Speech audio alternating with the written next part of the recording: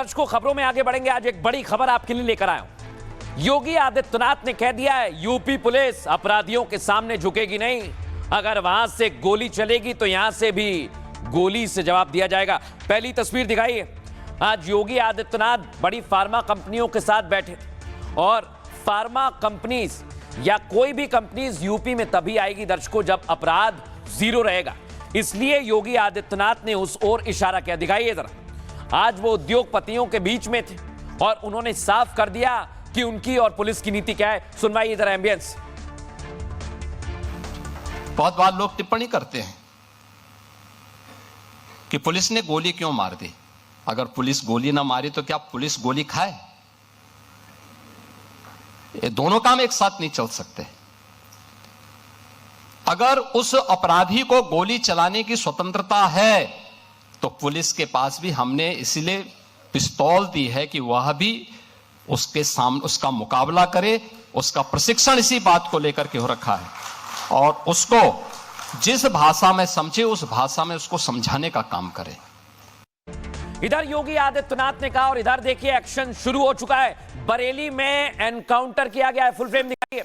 और ये लंगड़ा लंगड़ा के अब अपराधी चल रहे हैं।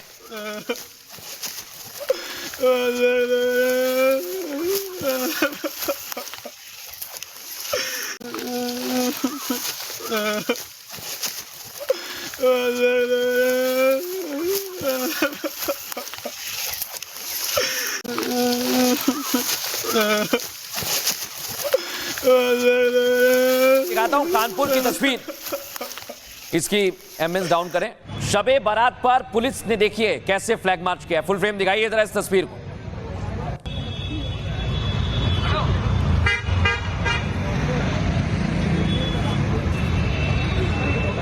और दर्शकों, ये हालात ना बिगड़े, कोई गड़बड़ ना हो, त्योहार मनाया जा सके, इसलिए पुलिस ने आज ऐलान भी किया है। सुनवाता हूं आपको। त्योहार को लेकर कोई भी व्यक्ति आतिशबाजी की सामग्री, छुर्री, अनार आदि ना भरे। यदि कोई व्यक्ति आतिशबाजी की सामग्री, छुर्री, अनार आदि भरते हुए पाया जाता है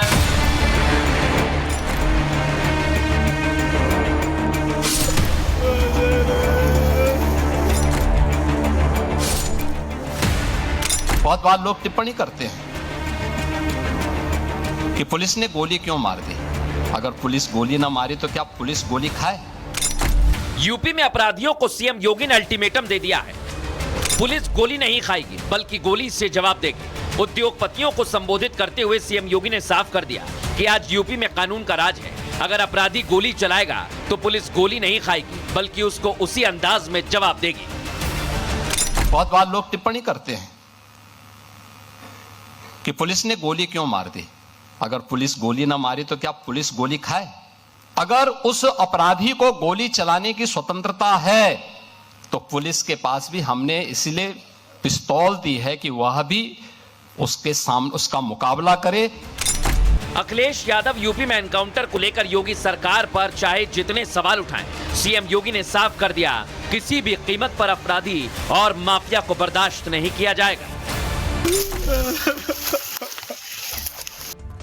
अब दर्शकों, मैं आपको बताता हूं, ये जो तस्वीर आपने देखी यही है यूपी की तस्वीर।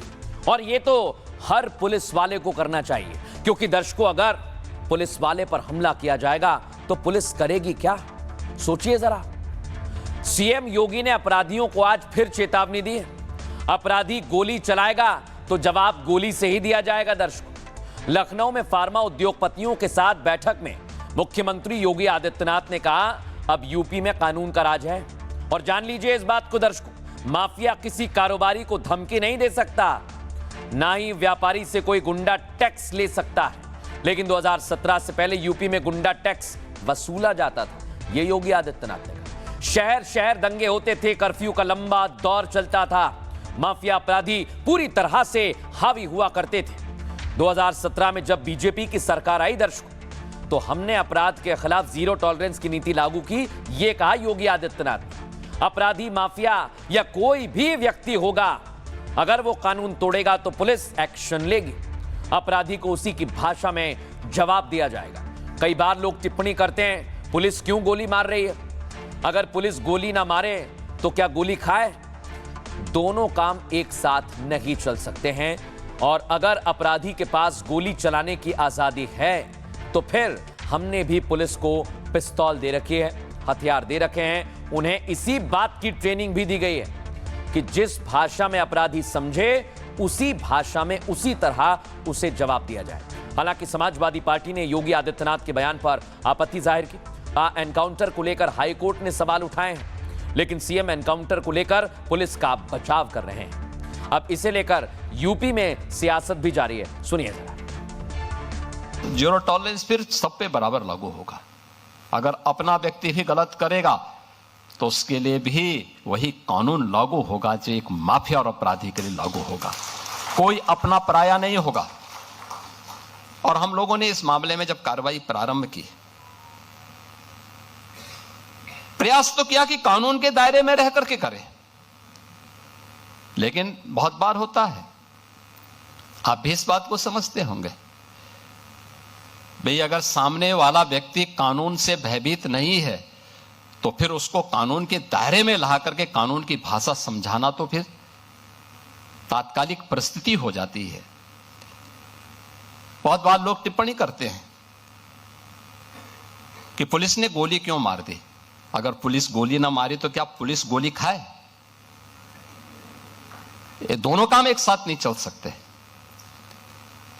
अगर उस अपराधी को गोली चलाने की स्वतंत्रता है तो पुलिस के पास भी हमने इसलिए पिस्तौल दी है कि वह भी उसके सामने उसका मुकाबला करे।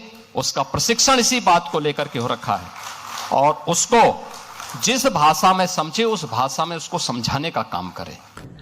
देखिए, जो न्यायालय ने सख्त टिप्पणी करी है कि अब गोली पैरों पे ही क्यों लगती है, और जब माननीय न्यायालय कोई सरकार को दिशा निर्देशन देता है तो उसको बहुत गंभीरता से लेने की आवश्यकता है। लेकिन योगी सरकार आज बचाव कर रही है कि माननीय अखिलेश यादव जी की सरकार में गुंडा टैक्स लगता था। आपकी सरकार को 9 साल हो गया है, क्यों नहीं इस विषय की जांच करी और तथ्यों के साथ आप जनता के बीच में आते और दोषियों को सजा दिलाते। देखिए, जो न्यायालय ने सख्त टिप्पणी करी है कि अब गोली पैरों पे ही क्यों लगती है, और जब माननीय न्यायालय कोई सरकार को दिशा निर्देशन देता है तो उसको बहुत गंभीरता से लेने की आवश्यकता है। लेकिन योगी सरकार आज बचाव कर रही है कि माननीय अखिलेश यादव जी की सरकार में गुंडा टैक्स लगता था।